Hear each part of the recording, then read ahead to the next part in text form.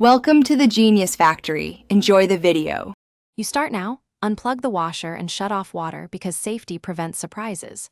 Once done, remove the panel needed to reach the door boot. Keep screws organized so you can work efficiently. Next, find the rubber seal and the metal retaining ring that sits in the groove. You need clear access to the ring's ends. Make sure the drum is centered and the seal is pushed back slightly.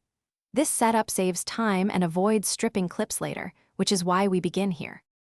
Once the boot is pushed back, compress the rubber seal into the drum groove while you guide the metal ring over it. This forces both parts to align.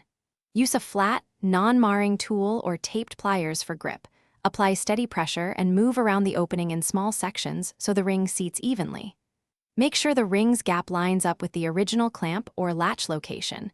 Adjusting now prevents leaks. If resistance appears, back up and reposition the seal before forcing the ring. You finish by locking the ring with the clamp or crimps. Tighten to the manufacturer's specification because over-tightening can warp the seal. Once secured, reattach panels, turn water and power back on, and run a short rinse to verify there are no leaks. If you still see water, make sure the boot edge is free of debris or tears, and confirm the ring is seated fully. If problems continue, replace the ring or seal. This solves most persistent leaks. Thanks for watching. If you found this helpful, don't forget to like and subscribe.